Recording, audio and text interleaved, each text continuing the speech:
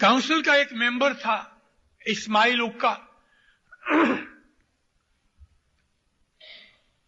इस्माइल उक्का की औलाद में से आज से 15-20 बरस पहले यूसुफ अली उक्का हमारी इस्माइलिया एसोसिएशन का प्रेसिडेंट था। मिसिस माधानी यहां बैठी हैं, उनको ये बातें याद आती होंगी, वो इन फैमिलियों को जानती हैं।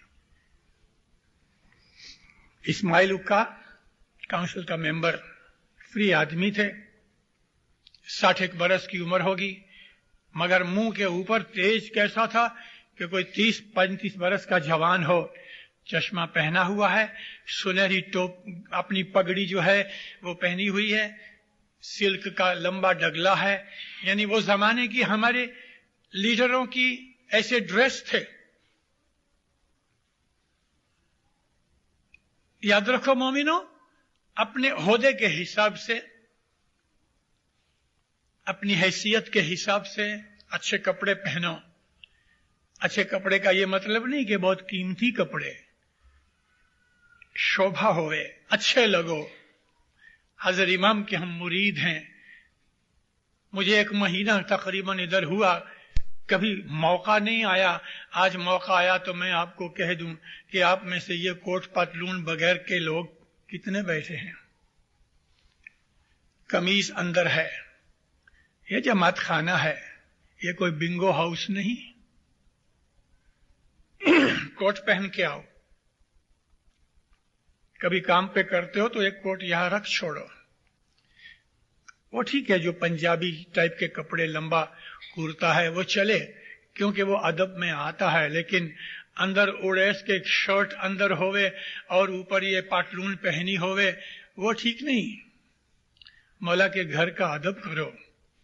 बात लड़कियों के अंदर भी ये बात जो होती है, पतलून पहन के अगर आना ही है, पतलून पहनना गुनाह नहीं, कोई मना नहीं, लेकिन काफी लंबा कुर्ता होना चाहिए कि इंसान आगे पीछे से ढक जाए, जिसके अंदर शर्म और हया रहे, बेशर्मी और बेहयाई नजर ना आवे।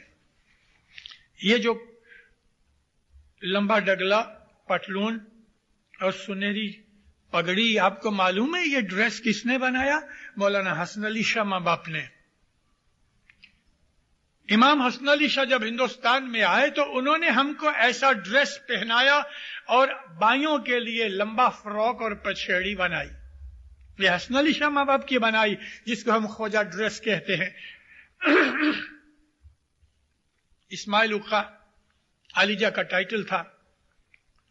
दिन के वक्त सुबह 10-11 बजे के करीब वो अपने ऑफिस में से, दुकान में से आवे इधर, और छोटे मोटे ऐसे कामकाज होवे, किसी का वाइफ का झगड़ा होवे, 2 भाइयों का कुछ झगड़ा होवे।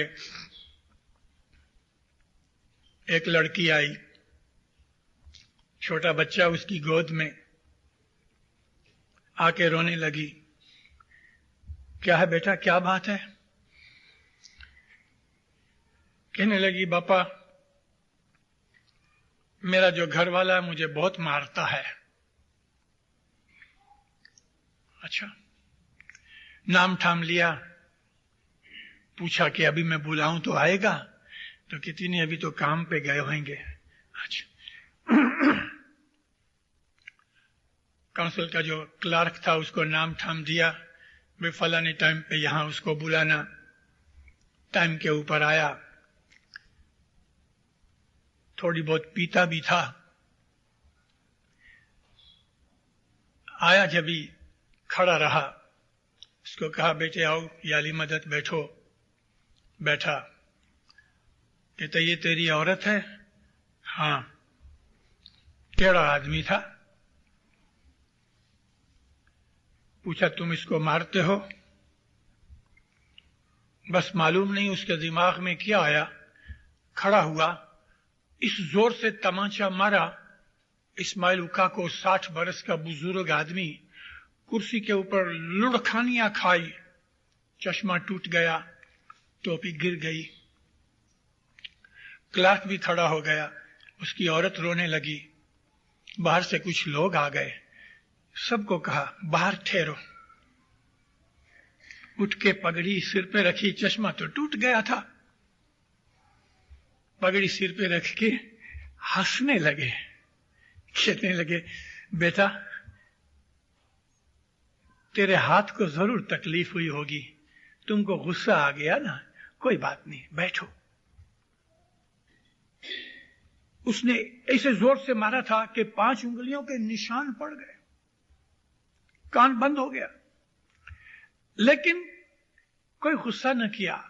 हंस के कहते हैं, तेरे हाथ को तकलीफ हुई होगी ना, तुम्हें गुस्सा आ गया, बच्चे हो ना, बैठो। खड़ा रहा, बेटा बैठो। 1 मिनट 1.5 मिनट के अंदर उसके होंठ हिलने लगे, हिलते हिलते हिलते हिलते हिलते बच्चे की तरह बिलक बिलक के खूब रोया, ऐसा ढारे मार के रोया कि लोग हैरान हो गए, जमीन पे गिर गया, पांव पकड़ दिए, बापा मेरे को मारो। उसके सिर पे हाथ रख के कहते, तुम मेरे बेटे हो, जवान हो, नादान हो, ऐसा होता है, कोई बात नहीं। नहीं बापा आप मेरे को मारो। बेटा इसमें मारने की बात क्या है, तुमको थोड़ा गुस्सा आ गया, तुमने एक तमाचा मार दिया, इसमें क्या हुआ। नहीं पापा मुझे मारो। हल्का सा एक तमाचा मारा, नहीं मुझे बहुत मारो, मैं इस लायक हूं, मुझे मार डालो। बड़ी मुश्किल से उसको ठंडा किया, कुर्सी के ऊपर बिठाया, कहता देख मैंने तुझे इसलिए बुलाया कि ये तेरी औरत है, बापा आप जो कहोगे मानूंगा, ये इसको घर ले जा, इसका ध्यान रख। भले साहब 10-15 मिनट पहले उसके मगज में जिन घुसा हुआ था, लेकिन इस्माइल उक्का की शांति ने उसके जिन को भगा दिया। ना कोई गाली निकाली, ना कोई गुस्सा किया, ना कुछ किया। उस आदमी की जिंदगी बदल गई। हमारा मजहब ऐसा मजहब है दीनदारों कि इसके अंदर इंसान को जो क्रोध आता है, यह शैतान का काम है, और फिर वो क्रोध इंसान के मुंह से गालियों की सूरत में निकलता है, यह कुत्ते का काम है। मैंने आपको कहा कि कोई कुत्ता हमको भौंकता है तो हम उसको भौंकते नहीं, चुपचाप चले जाते हैं। फिर फरमाते हैं नमनी खमनी वीरा भाई, हंसी हंसी मिलना। अगर किसी ने तुम्हारा बुरा कर दिया है तो बर्दाश्त कर लो। आपके बर्दाश्त करने से उस आदमी की जिंदगी बन जाएगी। अपनी जबान में से पत्थर और गंद मत निकालो, फूल निकालो।